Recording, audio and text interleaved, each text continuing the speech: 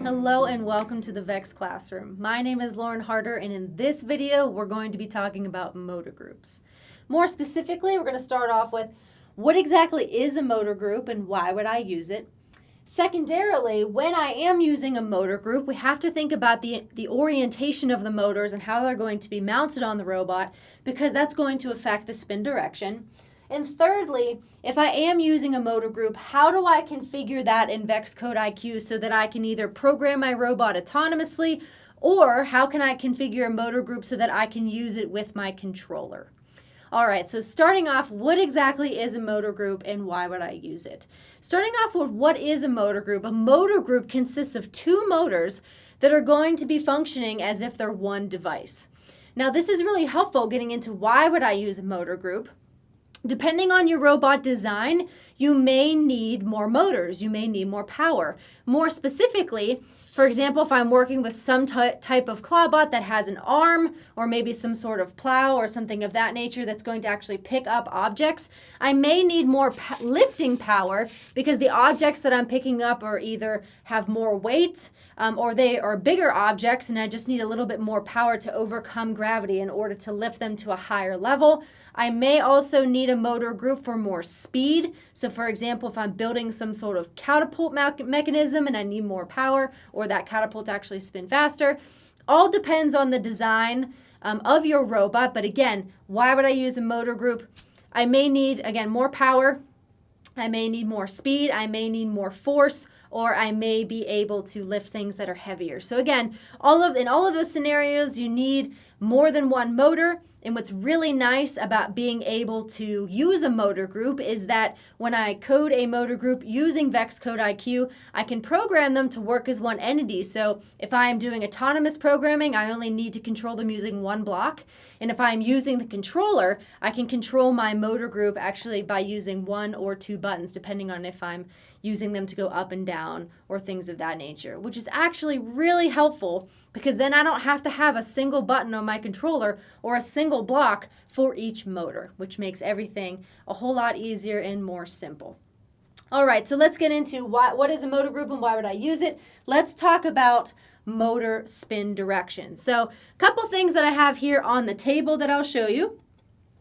I have a couple of examples here that I'm going to show you about how motor groups are actually connected, and then also the example that I have here with my clawbot.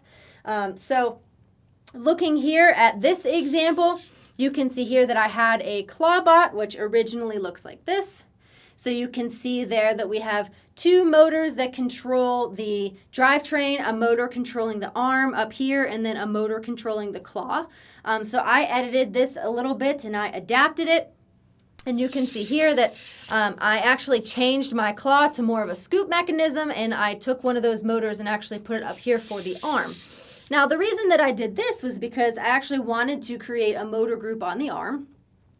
So when we're talking about spin direction, whenever you're working with a motor group, you need to have two motors, and they need to be mechanically connected. So what exactly does that mean? And like I said, I have a couple examples here to show you how you can actually mechanically connect a motor group. So what I'm looking at here in my example is on the arm up here, there's a shaft that actually runs through there. And the first type of example for how they can be mechanically connected is by sharing the same shaft. Now what that means is that I have the motor connected on this side, using the same shaft, it goes through the gears and some of the spacers, and I'm over here connected again on the other side so that they are spinning together through using that shaft to spin when I go up and down. Now the other way that I can mechanically connect two motors together in a motor group is by using a chain and sprocket system. So you can see here that I have two motors. I have two different shafts here. I have one shaft that's a little bit longer than the other. And you can imagine in this scenario, maybe I have some type of arm or something of that nature, or maybe some type of either a catapult system or some type of intake. I'm spinning this particular shaft, this longer shaft here. However, if I only have one thing connected to this shaft up top, I can still get full advantage and full power from both of these motors, even though this is the only shaft being connected to something, because I'm using that chain and sprocket system. So you can see these are mechanically connected using the chains and sprockets, but if I only have something connected here on this longer shaft that you can see, I still get the full power from both of these motors because of that connection. Now looking at a little bit of a different design, you can see here I have 3 different gears and they're all connected here. And I still have my 2 motors, but you can imagine that this shaft here in the middle, I have the power from both of these motors spinning on both of these gears. But when they're spinning, you can see that both of that is going to be directed to this center gear. So if I have something connected here, again, I don't need things to be connected on either of these motors, but I'm still transferring all that power, all of that force, and I can use it with this something that's connected here. So this could either be an arm raising or lowering. It could be a claw opening and closing. It doesn't really matter what it's connected to, but the point that we're trying to show here is that even though I have these 2 motors, they're mechanically connected together using this gear train right here. And again, I can get that output power here to this longer shaft right there in the center. So those are some different examples that we have. As you can see here, we can share the same shaft. I can use a chain and sprocket system, or I can use a gear train. And in all of these examples, they are going to be mechanically connected. Now, when we're talking about using a motor group, something that we really have to keep in mind is spin direction. So let's think about that for a second. Now you can see in this example that both of my motors are actually spinning in the same direction. You can see they're spinning this way. So I don't have to necessarily worry about the motors fighting each other in this example because they're spinning in the same direction. So I don't necessarily have to worry about that. Now, thinking about the arm, for example, that's using the same shaft, if I have one motor spinning this way and this motor spinning this way, you could see that they would actually fight each other. And in that case, the arm wouldn't actually raise or lower because the motors aren't working together to raise or lower. They're fighting against each other. So we have to be very cognizant about spin direction. So one thing to keep in mind as you are doing that is that if you can see on the side of these motors, there's an actual arrow that shows you the direction in which they are spinning. So this one in particular is going to be spinning this way, and this one in particular is going to be spinning this way. So we have to keep in mind, especially when we are adding this to our configuration in vexiq IQ, which I'm going to show you here in a second, we have to keep in mind to programmatically ensure that both of these are going to be working together and spinning in the same direction to either raise or lower the arm in order to make sure that they don't fight each other. So I actually have an animation here that's actually going to show you what that actually looks like. So if we take a look here, you can see that I have 2 motors. Let me play that. You can see that they're actually spinning in the same direction here. But if I flip them around, they are now spinning in alternate directions. And you can see that the motors would actually be fighting each other there. So we just have to keep in mind that, again, if they're sharing the same shaft, we want to make sure that they are actually going to be spinning in the same direction so that they actually go in the way that we want them to go in order to raise and lower the arm. All right. With that all being said, third thing, now that we talked about motor spin direction, again, making sure they're not fighting each other, also making sure what exactly is a motor group and how can I use it, how can I ensure that my motor group is mechanically connected on my robot.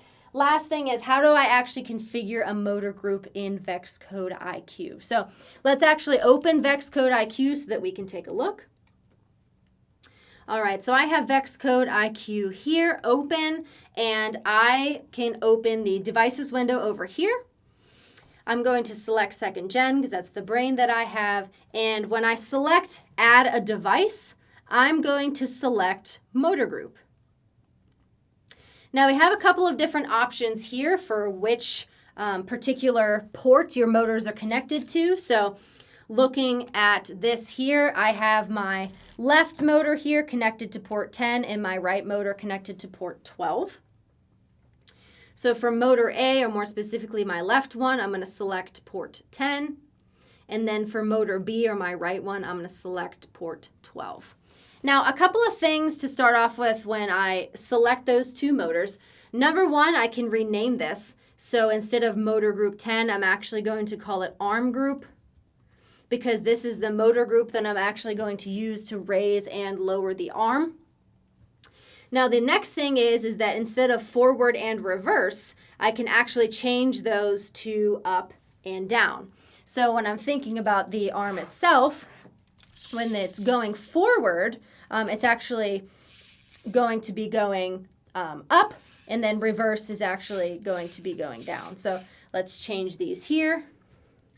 Reverse is going to be up, and forward is going to be down. So again, reverse is going to be moving it upwards, and forward's actually going to be raising the arm down. So I'm going to change those just so it's a little bit easier for me to recognize what is up and what is down instead of the forward and reverse.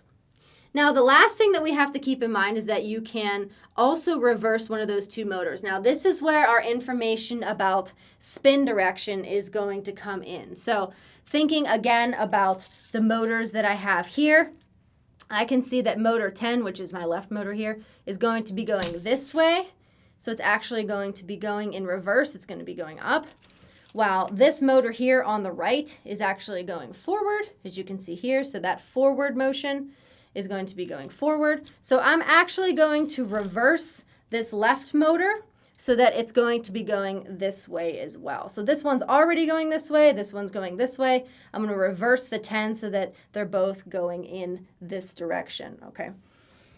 All right. Let's go back to Vex code there. I'm going to reverse my motor. All right, so that now that we can see there, now that 10 is reversed, we are all good to go. Once again, keeping in mind that spin direction. And when I select done, I can see now that all these blocks on the left-hand side now appear. So we have spin, spin 4, and you can see here that my selection is now arm group. So I have one single block that's now going to control the arm raising and lowering on my robot. So let's pick one of these spin blocks. And I am going to spin my arm up for 90 degrees. And I already have this downloaded on my robot already. So I'm going to turn my robot on. And I'm going to select that project there to spin it 90 degrees. So once again, I selected spin up for 90 degrees. I'm going to run that. And there we go. So the arm raised 90 degrees. I'm going to show you that front view as well. So you can see that the arm actually raised. And if you see it from that side view there, let me run it one more time. There you go. So you can see that now both of these motors working together, because the motors were not fighting each other, because we kept in mind that spin direction, right? And we saw from the animation that if I take the motors as is, and as you can see them on the side there, when they are facing each other, they're going to naturally spin in different directions. So we want to make sure that they're spinning correctly in the right direction so that I'm either spinning both up or spinning both down. So again, when I ran that, the arms are working together. I now have more lifting power, which is going to allow me to not only gather heavier objects, but also more of the same object. So if I wanted to increase this and make some sort of scoop or plow or anything along those designs, I now have more power in order to raise those. All right. Now, that is great for autonomous programming, so I can control autonomously raising and lowering that arm with one block, but what if I want to use it with the controller? So let's look back at VEX Code IQ. Now, if I want to control all of this using the controller, I don't need this block anymore. What I want to do is I want to add a device. I want to select controller. Now that I have that arm group already configured, I can select which buttons are going to control that arm group. So if I here select the right, you can see the arm group is up and down. Over here for the left, I can do the same thing. these buttons as well. So any of the buttons there, I can control the arm raising and lowering.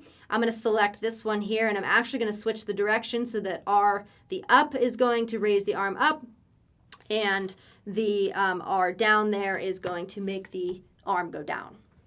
All right, select that. Now that my controller is configured, I am ready to go. Now I've already downloaded this onto my robot already, so let's select that. All right. Okay, so I'm going to run that. And now what I have the ability to do is I can raise and lower the arm by using one button for each. So one button for raising. Now again, that's controlling both motors as one device, which is really nice. Instead of having both the left and the right motors being controlled individually, you can imagine that would be 4 buttons instead of 2, which frees up some buttons on my controller. But not only that, if you are going to control individual motors, you have to keep in mind, if I'm doing that by hand, I have to make sure the motors aren't accidentally fighting each other. So using them as a motor group is actually really, really effective in this use case. So again, one button to go up, one button to go down, and that allows me to control that. Again, only using 2 buttons on the controller, which again, really, really effective way to do that. All right, well that pretty much covers everything for motor groups. Again, what is a motor group and why would I use it? Extremely effective as far as not only mechanically and from an engineering design in order to make my robot more powerful, or again, allow me to have more speed, more force, lift more weight, more lifting power, but it also from a programmatic standpoint, not only can free up more buttons on my controller, but also allows my code to be, I can control one whole action using one block. So again, making the coding more simple, making it more efficient.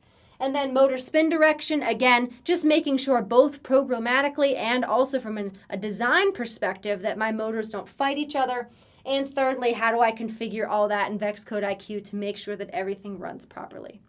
I hope this video helped you, and I can't wait to see how you use motor groups on your robot.